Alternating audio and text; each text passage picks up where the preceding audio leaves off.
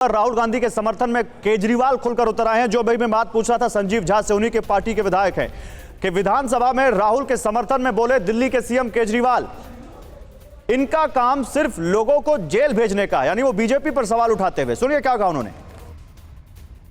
सारे लोगों को साथ आना पड़ेगा। ये लड़ाई राहुल गांधी की लड़ाई नहीं है, ये लड़ाई कांग्रेस की लड़ाई नहीं है, ये लड़ाई इस देश को बचाने की लड़ाई है।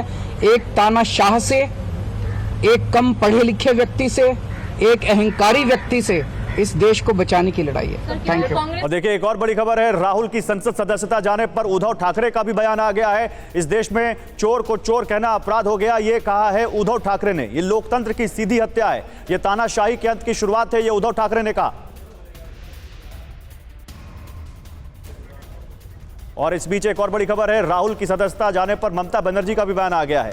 यही पीएम मोदी का न्यू इंडिया है। यह पश्चिम बंगाल के मुख्यमंत्री ममता बनर्जी ने कहा है।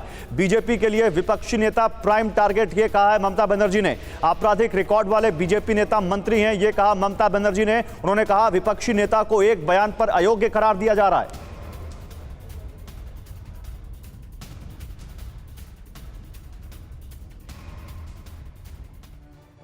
मैं जल्दी से यहां पर अब जाना चाहता हूं आनंद के पास। आनंद, मुझे बताइए बीजेपी की आगे की रणनीति इस पर क्या दिखती है, क्योंकि कांग्रेस पार्टी बहुत मुखर है। कांग्रेस पार्टी अब सड़क पर भी दिख रही है। रायपुर में देख लिया आपने बीजेपी कांग्रेस पार्टी के कार्यकर्ताओं में कैसे वहां पर झड़प भी हो गई। क्या इसको लेकर अब बीजेपी का कोई यहां पर प्लान है?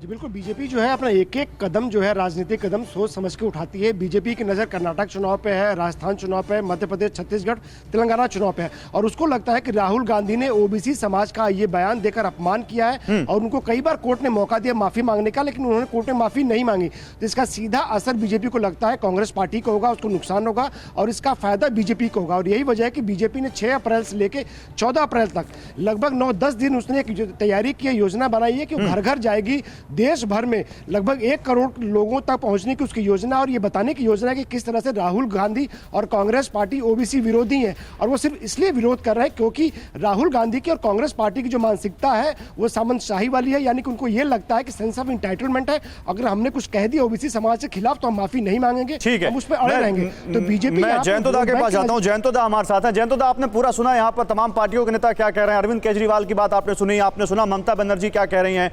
ममता बनर्जी भी जिस तरह से यहां पर राहुल गांधी के मुद्दे पर आ गई हैं। जयंतोदा, क्या राहुल गांधी के इस मुद्दे ने ना चाहते हुए विपक्ष को एक साथ आने पर मजबूर कर दिया है और यह शायद बीजेपी के अगेंस्ट जा सकता है?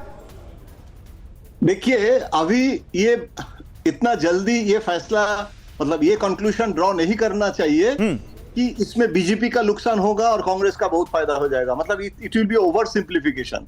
क्योंकि सबसे बड़ी बात है कि जो राहुल गांधी अभी भी जब भी चुनाव होते हैं वो कैंपेन करते हैं, जन सहयोग भी बहुत अच्छी तरीके से उनके जो यात्रा हुई है और उसके बाद भी हम देखे हैं लंदन में जाके क्या बोले हैं और वो जो यात्रा का जो फायदा मिल रहा था। क्योंकि अभी 1 साल बाद 2024 है और प्रतिपक्ष के साथ, ममता बनर्जी के साथ राहुल गांधी का जो केमिस्ट्री, ये एक मुद्दा है। चुनाव एक मुद्दा में नहीं होता है। और सबसे बड़ी बात है कि अभी राहुल गांधी कैसे इस सिचुएशन को, एक मौका तो जरूर है जो आप बोल रहे हैं गौरव, कि एक ब्लेसिंग इन डिस्गाइज जिसको कहते हैं, उसका एक मौका लेने का कोशिश जरूर कांग्रेस कर सकता है।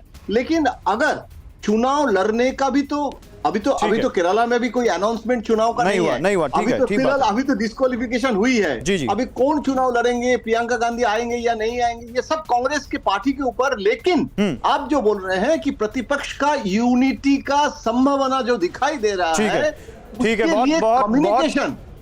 बहुत शुक्रिया जयंतोदा आपका।